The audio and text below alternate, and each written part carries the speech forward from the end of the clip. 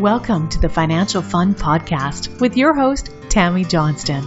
This is where Tammy talks with business owner parents and grandparents about the interesting and important subject of money. We promise this to be an interesting and open discussion, as that's how we learn best. And now, here's your host, author of the Financial Foundations. Financial Foundations is a series of books to teach kids about money, goal setting, and living a balanced life. Find out more at financialfun.ca. Here's Tammy Johnston.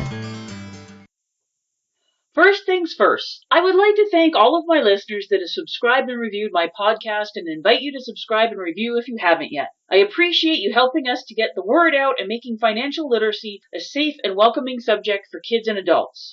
Second, please check out my podcast website, financialfun.ca, where you will be able to access past shows, find out more about me and our guests, as well as purchase the beautifully illustrated Financial Foundations books that teach kids about money in a fun, healthy, and holistic way.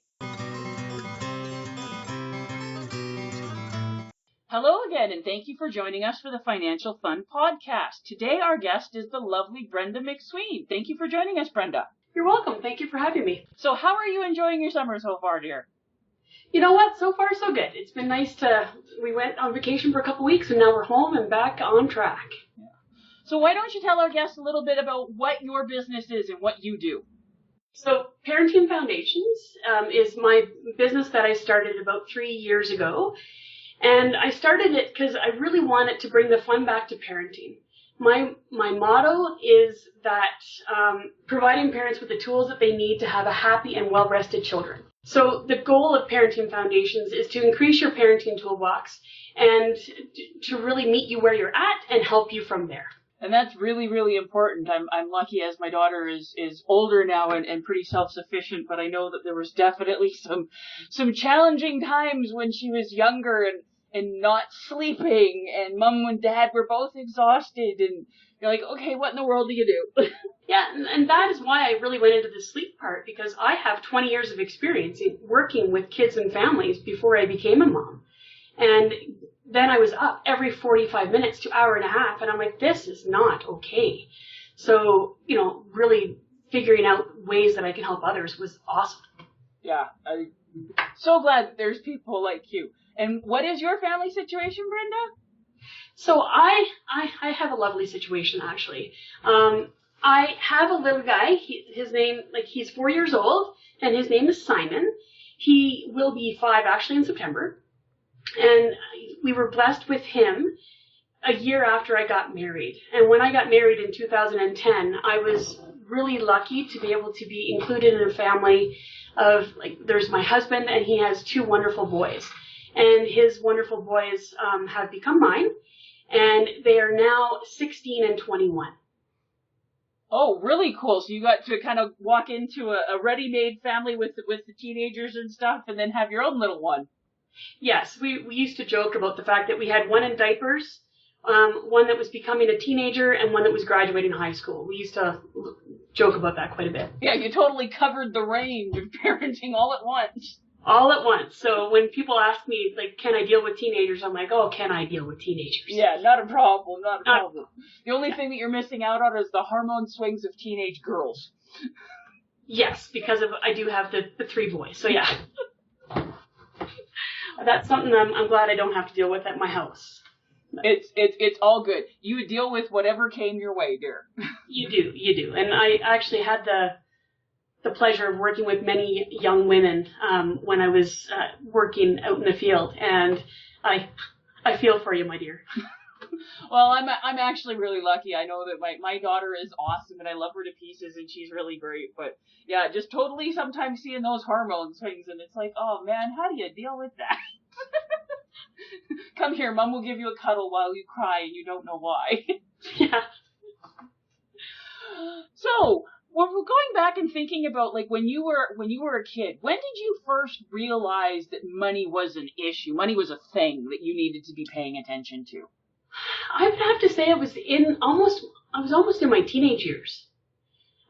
Because money wasn't talked about a lot when I was growing up. My parents didn't talk a lot about money, and it was one of those things that I knew that you needed money to do things, but we didn't really have a lot of talking going on about money. And unfortunately, when I was going to school, there wasn't a lot of talk about it then either. So what was the first time, like you said, that you actually, like, was there a particular moment or incidents where it really started to stick with you and make you start paying attention? I would say that I was like pretty close to about 11 years old, and I just remember my parents trying to help fund all the things that I wanted to do. Like, I really wanted to be in dance, I wanted to be in skating, I wanted to be in so many different activities. And my parents just looked at me and said, you have to pick two, because we don't have the money for all that. And then it started to really click that, well, how can I help them get more money so I can do more things? Well, that's definitely a cool memory, thinking about stuff like that. So when you became an adult and were moving out on your own and different things like that, what were some of the things that you had wished you had known about money before you had left home that would have made your life better and easier?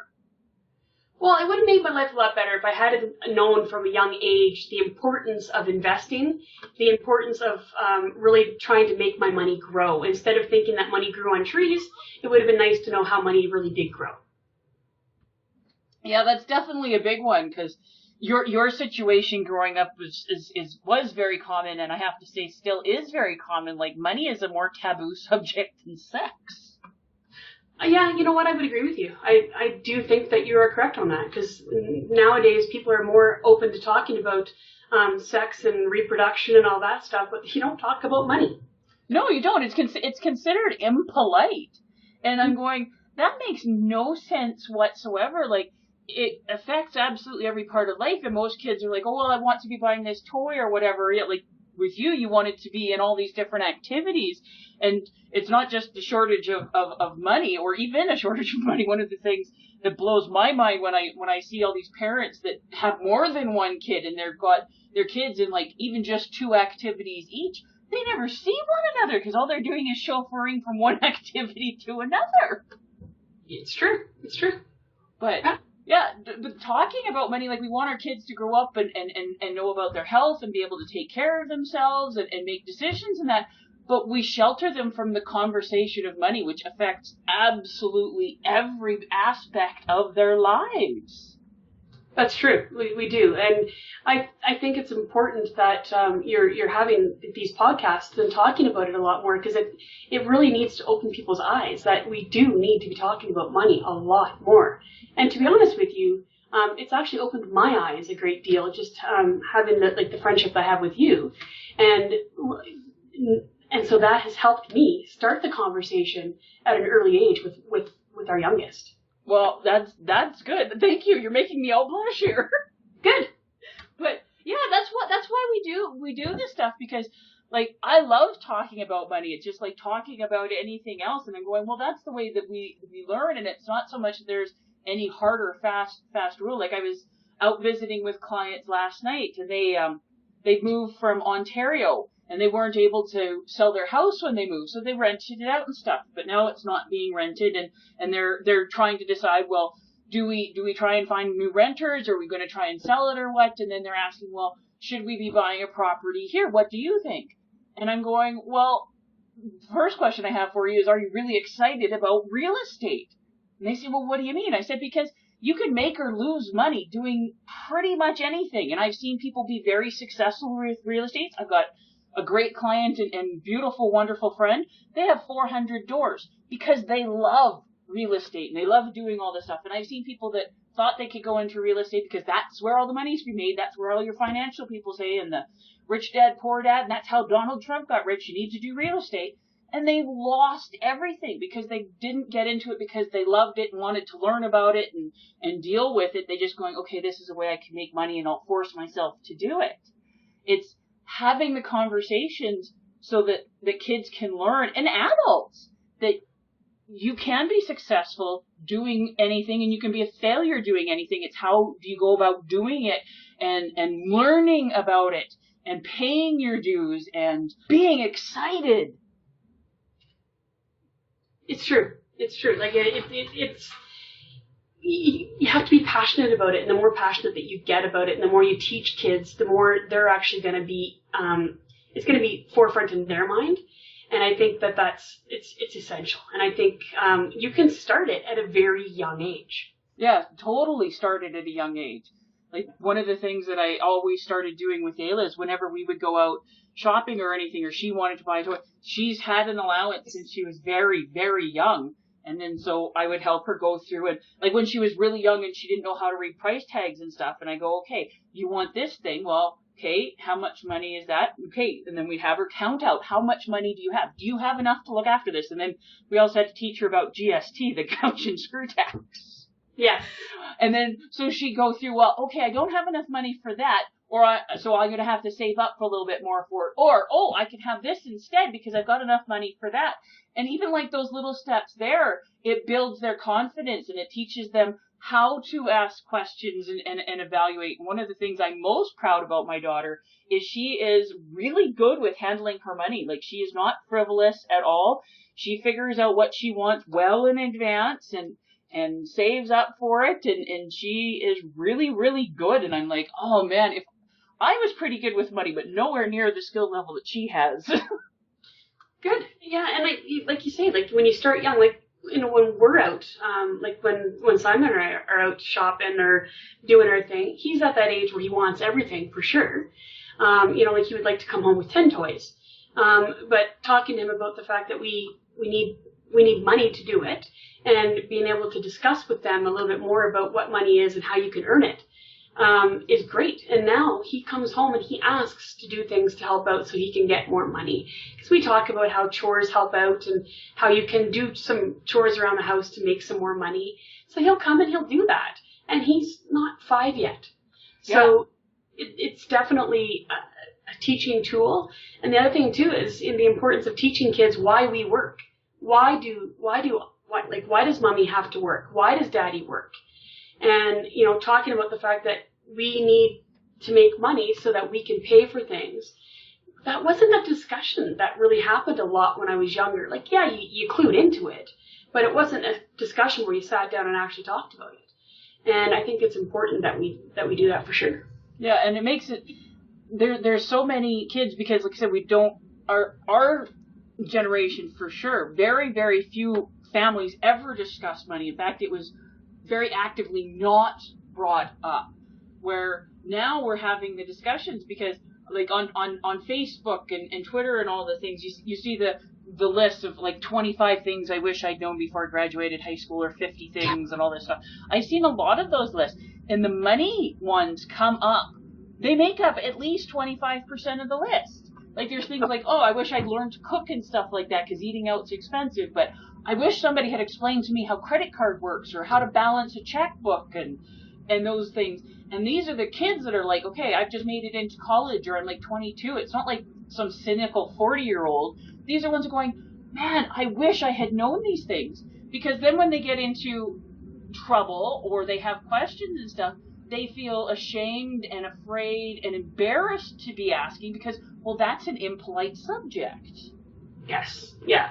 And especially, like you said, on the credit card thing, like you don't talk a lot about the importance of paying that off and all that because it just starts to double up. And yeah, you know, university, and when I was first on my own after university and actually moved out, you know, of course you get a credit card, and you know, you're making the minimal payments, but who told me the importance of actually putting more down on the principal?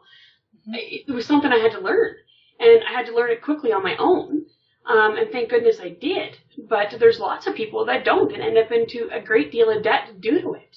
Well, and even a lot of the time, even if it's not a great deal of debt, but just the damage that they can do to their credit bureaus.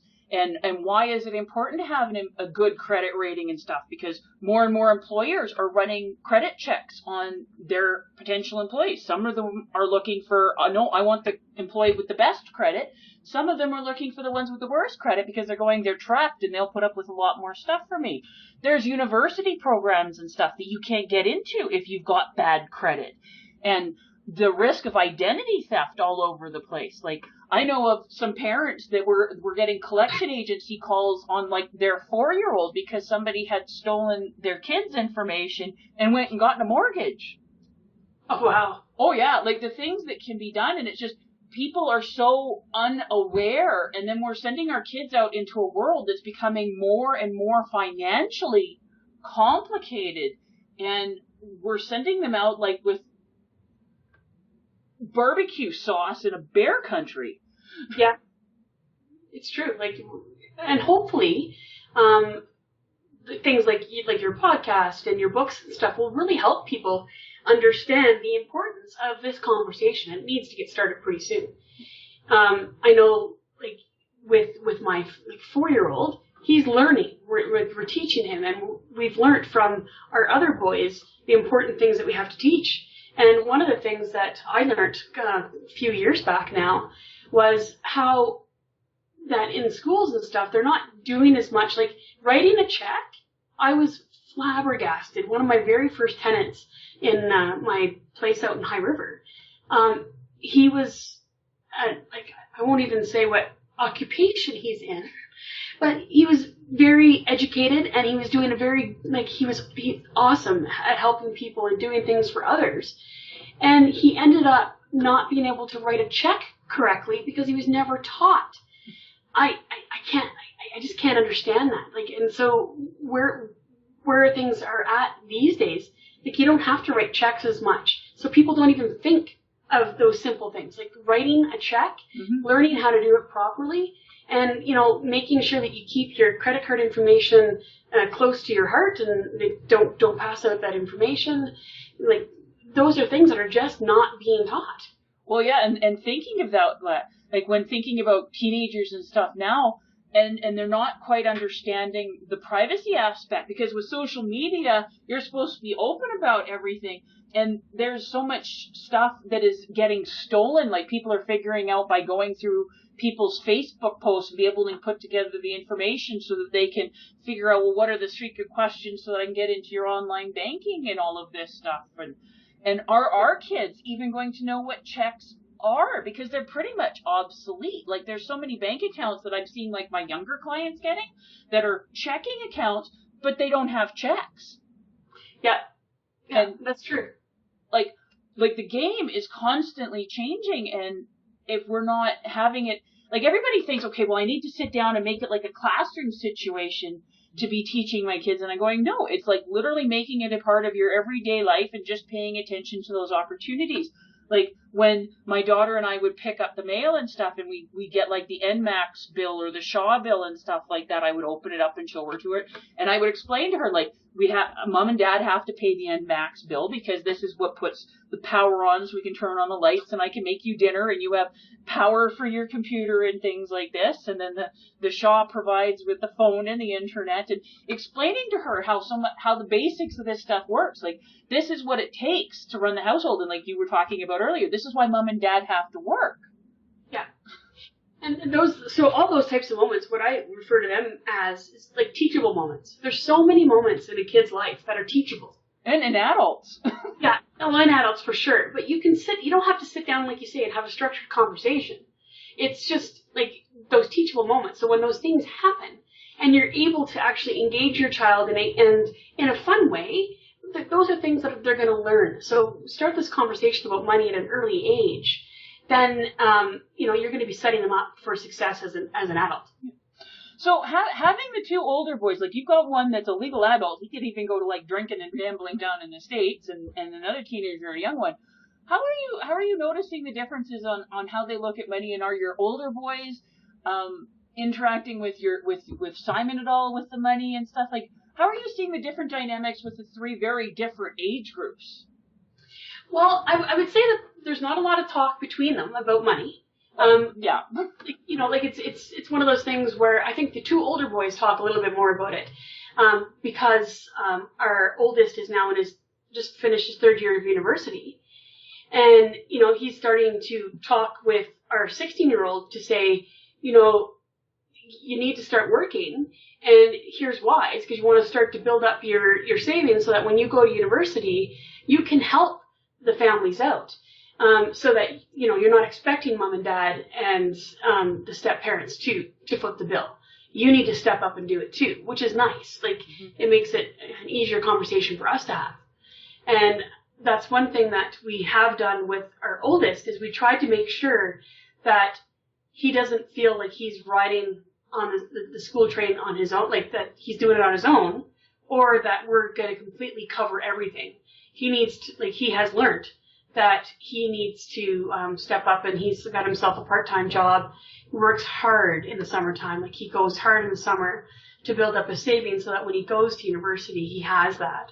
And he's openly conversing about that with his younger brother, who will be heading off to university in about a year and a bit. So that's been good. That's really amazing. And it's like, I love having it, that it's a partnership.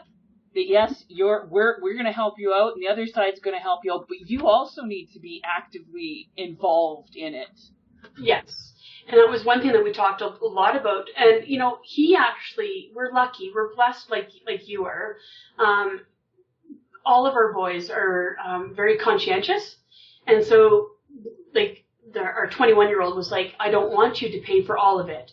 He's like, I want to help out too. And, you know, because he can see the impact that it has on our finances. Mm-hmm. So that's helpful. And, you know, it's nice to see. And also the other thing too is it keeps him invested instead of, you know, just kind of blowing through the money. Mm-hmm. He's actually paying attention, because he's got lots of friends that just ended up going to university and like not doing so well because they were so used to everything was just paid for. And yeah, they had no skin in the game. No. And so it's important to have that little bit of skin in the game so that they actually are invested and you realize, okay, wait a minute here, I'm going to have to really work harder to make this work. And, you know, like most university students, the first year is typically a write-off, right? Like your first year is going to be a write-off. You're not going to, like, because especially when you're away from home, and that was a learning curve for us, for sure. And, you know, so now instead of what we thought was going to be a 4-year degree, it's turned into a 5-year degree. But he's working really hard at making sure that he can help financially to do that. And he's been talking to his brother about the importance of when you do go away to school, how you need to be invested and what you need to do so that you can prevent yourself from doing what happened to him. Yep. And well, one of the things for your second son, the one that's still in school, I don't know if you know this, but I have a lot of my clients when they're teenagers and they start working, they can start contributing to their own RESP if their parents haven't maxed it out, and for every dollar that gets put in, they get an automatic 20% grant from the government. So it's an automatic 20% rate of return. So a lot of my kids that are like 14, 15, 16 that are starting to like work and get the summer jobs and stuff, they'll set up a system with their parents where at least a portion of their income goes into their RESP for when they go to school, because like I said, an automatic 20% rate of return right off the bat for them. Well, that's really good. Yeah, it's huge. I've got, like I said, quite a few of my teenage clients doing that because they're going, well, you know what? You've got a year or two before you go to school, and anything that you put in like that adds up very quickly and helps. And then when they take the money out when they're in school, because they've got the tuition write-offs and the book write-offs and all the other costs that go along with school, they can pretty much get the money out of their RESP tax-free because it's taxed in their hands, not their parents' hands. So even if they haven't had one like from when they were right little, they can start one now and start taking advantage of that because they're much more motivated when they're close to needing it. So he's 16, yep. And he'll be going to university when he'll be 17 going on 18. Is that something that we should look at getting started for him then? Oh, we should totally be talking. Okay. All right, that's good. Well, because he really is invested in his future. So yes, I think he should be. Yeah, and this would be a good time to start talking about that with him. And we do need to talk about that for sure. Yeah, I've done that with my nephew and went through and explained it. He's got himself like a good summer job and on the weekends and stuff. And so I get sent money on a fairly regular basis in order to put into his RESP because he wants to be a paleontologist. And that's going to be a big bill. And is he going to be able to save up everything he needs to begin with? No, but it's a good start. And like I said, it's getting him motivated. So it's a really good thing. That's good. It's really good. Yeah. So to finish off here in that, what if you could pick 3 things that you really want Simon to get when he's going off to college, university, on the subject of money? What are the 3 things you would really want him to understand, to feel that you've done your job on that part as a parent? Well, I think the number one thing would be for him to understand how he can actually grow his money, how he can do that at an early stage. Also, the next thing would be the importance of not paying minimums on bills, making sure that you pay things in full when you can, so that you don't get into that circle. And then the other thing, what would be my third thing I'd like to teach him? Just the importance of not burning money through your pockets as soon as it comes in, making sure that you stop and think before you spend. Yeah, that's a big one that a lot of people get, because our world is set up for the impulse purchase. It so is, and it's taming that impulse so that they don't buy things that they don't need. Well, yeah, because when people do that, they end up with a house full of crap and a wallet full of nothing. I like that. That's good. It's true. Well, when I'm teaching, I said every single one of us has a problem. Some of us have it worse than others. But I said, okay, if I were to go into your house right now and start looking through your closets and your cupboards and your drawers and your garage, your shed and stuff, how much stuff have you spent your good, hard-earned money on that you've never used? Oof, I don't think I'd want you coming into my closets. No. And everybody, I'm pretty cheap and pretty frugal, but I'm going, yeah, there's a few things that I bought, and I'm going, well, what the heck was I thinking when I did that? And I'm going, yeah, I can think of all this stuff, but I'm going, I worked hard for the money, and why did I do that? So, yes, if we can get our kids and ourselves to pay more attention to that, like I always say, one of the most magical questions you can teach yourself and anyone that you care about in the world is, before you spend money on anything whatsoever, ask yourself, do I really want this?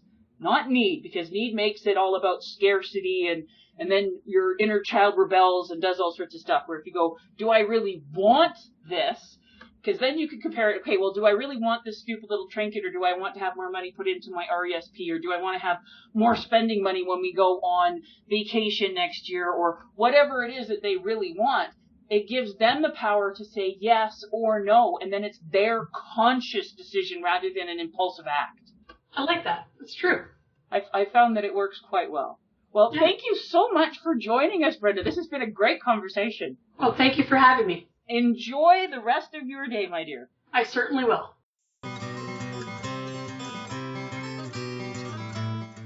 Before we leave each other, I would ask all of you listening to please subscribe to and rate my podcast. A review would be most appreciated, and feedback is always welcome. Whether it be a comment, future topic suggestions, and or questions you or your kids would like to have answered in the Ask Tammy column on the financialfund.ca website. Please feel free to check me out on Facebook at Financial Foundation's Children's Books, on Twitter at Financial Fun, and Instagram at financial.fun. Thank you for joining us for this episode of the Financial Fun Podcast. Join Tammy Johnston again next week. For more information, please visit financialfun.ca.